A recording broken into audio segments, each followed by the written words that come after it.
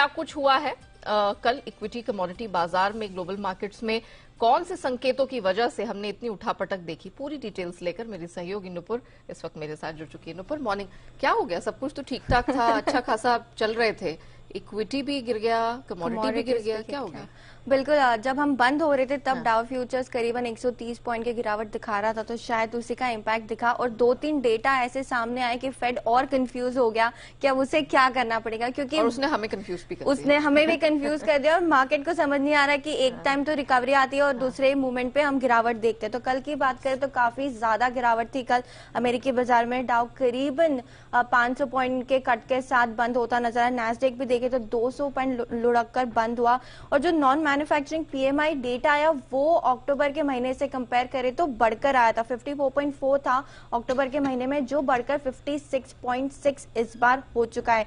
अब सवाल ये है कि जब जॉब्स डेटा आया तो वो काफी अच्छा था, नॉन मैन्युफैक्चरिंग पीएमआई डेटा आया तो ये अच्छा है। तो अगर अच्छा भी हो तो भी कंफ्यूजन, खराब भी हो तब भी कंफ्यूजन कि 50 बेसिस पॉइंट बढ़ाए कि 75 बेसिस पॉइंट बढ़ाए, ये एक कंफ्यूजन फेड की पॉलिसी से ही दूर हो पाएगा। जिस हिसाब से बाकी शेयर्स की भी बात करें तो टेस्ला में करीबन 6.5% की गिरावट थी, क्योंकि शंघाई की जो मैन्युफैक्चरिंग यूनिट है वहां पर रिपोर्ट सामने आई है ब्लूमबर्ग से कि वो प्रोडक्शन कट हो सकता है, तो एक नेगेटिव खबर थी।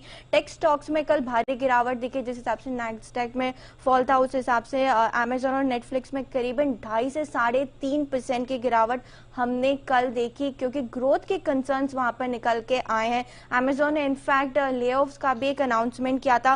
पेप्सिको की बात करें तो वहां पर भी जॉब कट का डेटा आ रहा है, तो जॉब कट का डेटा भी आ रहा है, पेरोल का डेटा अच्छा आता है। अब फेड क्या करेगा, ये एक बड़ा सवाल यहां से उठकर आता है। इंटरेस्टिंगली एक ऐसा स्टॉक है जो आफ्टर आवर्स में 20% ऊपर था, जिटलैब, जहां पर जो क्वार्टर तीसरी तिमाही के जो नतीजे आए थे वो अनुमान से काफी बढ़िया आए थे, तो स्टॉक में 20% की बढ़त आपको आफ्टर आवर्स में दिखी।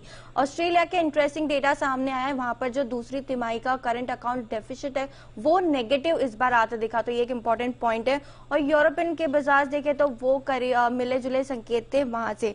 अब आप जैसे कि आपने बताया डॉलर इंडेक्स की बात करें तो कम बैक था, 105 के आसपास ये अब आ चुका है। बॉन्ड यील्ड में भी इंप्रूवमेंट था, 9 बेसिस पॉइंट का, 3.588% के आसपास अब ये।